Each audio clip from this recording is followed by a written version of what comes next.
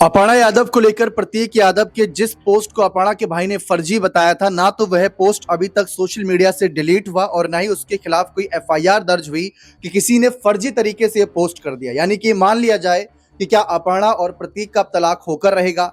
क्या प्रतीक यादव सच में अब अपर्णा से तलाक ले ही लेंगे? अपर्णा का भी कोई बयान सामने नहीं आया, जबकि उन्होंने जो बीजेपी के नए राष्ट्रीय अध्यक्ष चुने गए हैं नितिन नवीन, सोशल मीडिया पर उन्हें बधाई दी। जबकि लोग जानना चाहते थे कि जो प्रतीक यादव आप पर आरोप लगा रहे हैं क्या वो सच है या नहीं।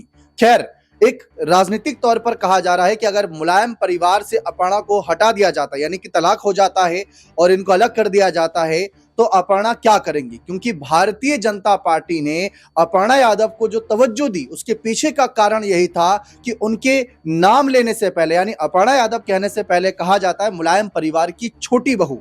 तो छोटी बहू का ही अगर टैग उनसे छिन जाएगा और वो हट जाएंगी पूरी तरीके से, तो आगे क्या करेंगी? बीजेपी किस तरीके से इनके साथ व्यवहार करेगी? क्योंकि मुलायम परिवार के साथ ही जुड़े रहना इनकी यूएसपी बताया जाता है। और फिलहाल समाजवादी पार्टी की तरफ से भी स्टेटमेंट जानने की कोशिश करी थी कि इस तलाक के विषय पर उनका क्या कहना है, तो उन्होंने साफ कह दिया कि भाई ये पारिवारिक मसले हैं, इन पर हम कुछ नहीं कह सकते। हमारे अध्यक्ष का जो भी फैसला रहेगा वो हम मानेंगे, फिर उसके बाद आगे जो भी कहा सुनी होगी वो हम करते नजर आएंगे।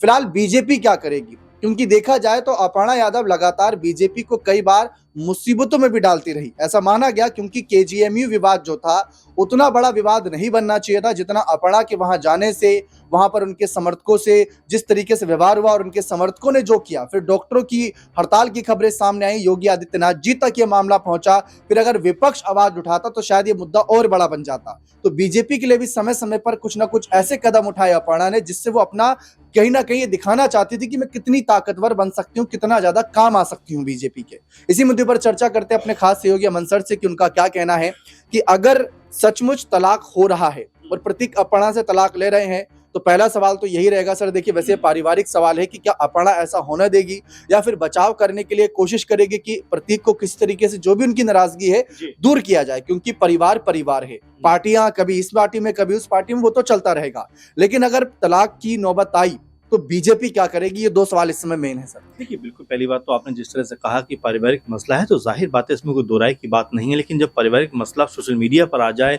इस तरह से पोस्टबाजी पे आ जाए तो कहीं ना कहीं पब्लिक इंटरेस्ट उसमें डेवलप हो ही जाता है। आप देखेंगे मीडिया तमाम तरह से इस मुद्दे के ऊपर निगाह बनाए हुए भी है, क्योंकि अभी तक अपर्णा यादव की तरफ से इस पूरे मसले के ऊपर दीपक कुछ भी नहीं कहा गया है। तो ऐसे में अब ये कन्फर्म भी होता हुआ दिखाई पड़ रहा है कि नाराजगी जो है वो आपस में जरूर है, आपस में जो मतभेद है वो जरूर है। क्योंकि अगर ऐसा नहीं होता तो अब तक अपर्णा यादव की तरफ से कोई ना कोई पोस्ट इस पूरे मसले को लेकर सामने आ गया होता। एक बात, दूसरी बात, जिस तरह से आपने कहा कि छोटी बहू के रूप में, यानी कि यादव परिवार की छोटी बहू के रूप में उनको अब तक जिस तरह से पहचान मिली और जिस तरह बीजेपी में तवज्जो मिली, तो क्या अब उसका जो लाभ था वो अब उनसे हटता हुआ दिखाई पड़ेगा? क्योंकि आपने देखा कि अपर्णा यादव जब सपा से बीजेपी में शामिल हुई थी तब भी कोई पॉलिटिकल तौर पर बहुत बड़ा नाम वो नहीं थी। 2017 में लखनऊ कैंट की सीट से सपा ने टिकट उनको दिया, चुनाव लड़ी और चुनाव में वो हार जाती हैं। तो आप समझ सकते हैं कि कोई बहुत बड़ा चेहरा बनकर वो बीजेपी के अंदर शामिल नहीं हुई थी, और यही वजह कि बीजेपी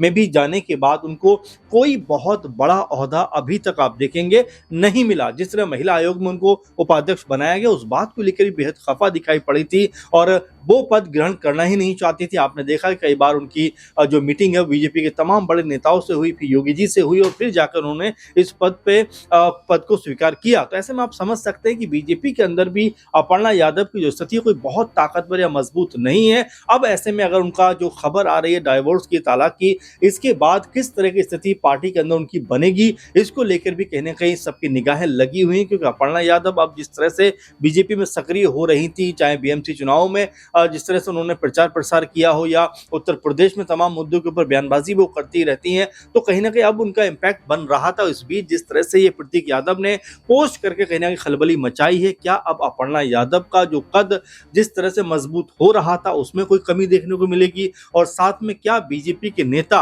अब पहले वाली तवज्जो उनको देते हुए दिखाई पड़े? क्योंकि अब तक जिस तरह से आपने भी शुरुआत में कहा, अब तक कहा जाता था कि मुलायम सिंह यादव के परिवार में जिस तरह से उनकी छोटी बहू के रूप में उनको देखा जाता है और जिस तरह से उनको इसी नाम से तवज्जो भी दी जाती है, तो क्या अब वो टैग उनके नाम से हटता हुआ दिखाई पड़ेगा? तो ऐसे में कई तरह की संभावनाएं बन रही कि अपर्णा यादव जो अब तक एक मजबूत चेहरा बन रही थी, यहां तक भी कहा जा रहा था कि उत्तर प्रदेश में बीजेपी के पास में कोई बड़ा महिला चेहरा नहीं है, तो ऐसे में अपर्णा यादव वो चेहरा हो सकती थी। लेकिन जिस तरह से पूरा मसला आया है, उसका फर्क, उसका असर अपर्णा यादव पर पड़ता हुआ नजर आ सकता है। लालू परिवार में जब तेज प्रताप के तलाक की खबरें सामने आई थी ऐश्वर्या राय से शादी के कुछ ही महीनों बाद, तो कुछ विपक्षी पार्टियों ने उसे मुद्दा बना दिया था। और जब रोहिणी आचार्य ने भी अपने पारिवारिक मसलों को सार्वजनिक तौर पर रखा था कि वहां पर जयचंद आ गए, ऐसा है वैसा है, तब भी विपक्षी पार्टियों ने यह कहा था कि लालू परिवार जो राजनीति में आने की बात करता है, तेजस्वी यादव जो राजनीति में आने की बात करते हैं, महिलाओं को सुरक्षा, महिलाओं को सम्मान देने की बात करते हैं, उनके परिवार में ही महिलाओं को सम्मान नहीं मिल रहा,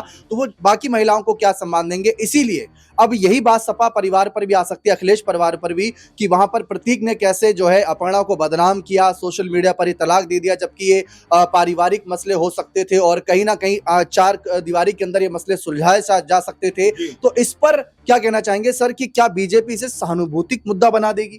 देखिए, बिल्कुल दो बातें हैं। एक बात तो ये है कि जिस तरह से आपने कहा कि ये मुद्दा अगर चार दीवारी के भीतर सुलझता तो शायद ये भनक जो है सोशल मीडिया पे नहीं आती, लोगों को नहीं लगती। लेकिन अब जबकि ये मामला खुलकर सामने आ चुका, लोगों के पास तक पहुंच चुका है, सोशल मीडिया के जरिए तमाम जगह पर फैल चुका है, तो ऐसे में अब ये बड़ा प्रश्न बन रहा है कि बीजेपी एक पॉलिटिकल पार्टी के रूप में इसको किस तरह से आगे लेती हुई नजर आएगी। क्योंकि यहाँ पर अगर देखा जाए तो अपर्णा यादव के ऊपर जिस तरह के आरोप प्रतीक यादव ने लगाए हैं, उन आरोपों में कहीं ना कहीं अपर्णा यादव घिरी हुई दिखाई पड़ती है, क्योंकि अपर्णा ने अपनी तरफ से कोई प्रतिक्रिया नहीं दी। तो ऐसे में ऐसा लगता है कि भाई प्रतीक यादव जो बात कह रहे हैं वो काफी हद तक सही है, क्योंकि अभी अपर्णा का पक्ष सामने नहीं आया, इसीलिए जो सहानुभूति है वो प्रतीक यादव की तरफ लोगों की ज्यादा जाती हुई दिखाई पड़ रही। क्योंकि जो आरोप उन्होंने लगाए कि वो अपने आप को मशहूर करना चाहते हैं, फेमस करना चाहते हैं, परिवार से उनको मतलब नहीं, उन्होंने मुझे मेरे भाई से अलग कर दिया, तमाम तरह की बातें वो कह रहे हैं, जिससे अब अगर आप लोगों की जुबानी सुनेंगे तो सोशल मीडिया पे लोग यही कह रहे हैं कि भाई किस तरह से एक परिवार को बर्बाद करने का काम अपर्णा यादव ने किया है। क्योंकि हम ये बात इसलिए भी कह रहे हैं क्योंकि अब तक अपर्णा यादव का कोई पक्ष सामने नहीं है। अब अपर्णा यादव अपना पक्ष किस तरह रखेंगी, क्या बात कहेंगी, वो एक दूसरी बात हो जाती है। लेकिन फिलहाल तो अगर हम बात करें, प्रतीक यादव की तरफ पूरे का पूरा माहौल शिफ्ट होता हुआ दिखाई पड़ रहा है। सबको लग रहा है कि बेहद बेबस, लाचार और परेशान हालत में वो हैं, इसीलिए इस तरह का कमेंट करते हुए दिखाई पड़ रहा है। यहाँ पर बीजेपी की तरफ से क्या रुख इसके ऊपर रहता है दीपक, ये महत्वपूर्ण बात हो जाएगी देखना, क्योंकि बीजेपी 27 के चुनाव के लिए अभी से तैयारी कर रही है। उनको लगेगा कि अगर अपर्णा यादव का सपोर्ट करना हमारे लिए कहीं फायदेमंद हो सकता है तो जरूर किया जाएगा। लेकिन अगर जरा भी उनको लगा कि प्रतीक यादव का पक्ष ज्यादा जो है भारी दिखाई पड़ रहा है, या जो वो आरोप लगा रहे हैं वो कहीं हद तक सही है, तो यहाँ हो सकता है कि अपर्णा यादव का कद जिस तरह बीजेपी मजबूत हुआ है उसी तेजी के साथ में कमजोर होता हुआ दिखाई पड़ जाए। बिल्कुल साफ है, लेकिन अभी ये सब भविष्य पर निर्भर करता है कि क्या कुछ आंतरिक तौर पर खबरें आती हैं, अपर्णा का क्या बयान आता है। फिलहाल तो सोशल मीडिया पोस्ट थी, 48 घंटे से अधिक वक्त बीत चुका है, कुछ भी नहीं कहा जा सकता कि अपर्णा के मन में क्या चल रहा है, परिवार में क्या चल रहा है, पार्टियों के अंदर क्या चर्चा हो रही है। क्योंकि सपा को तो ज्यादा लेना देना नहीं, क्योंकि प्रतीक राजनीति में नहीं है और सपा के ऑफिशियल कार्यकर्ता भी नहीं है। लेकिन बीजेपी को जरूर लेना देना है, क्योंकि अपर्णा यादव इस समय उनकी एक ऐसी कर्तव्यनिष्ठ यहाँ पर कह सकते कार्यकर्ता नजर आ रही है, जो पिछले काफी समय से जनता के बीच सक्रिय हैं, इस उम्मीद में कि 2027 में उन्हें टिकट मिलेगा। क्या ये उम्मीद टूटेगी या फिर ये उम्मीद और मजबूती से उभरेगी, देखना दिलचस्प रहेगा। बने रहें चैनल के साथ। बहुत बहुत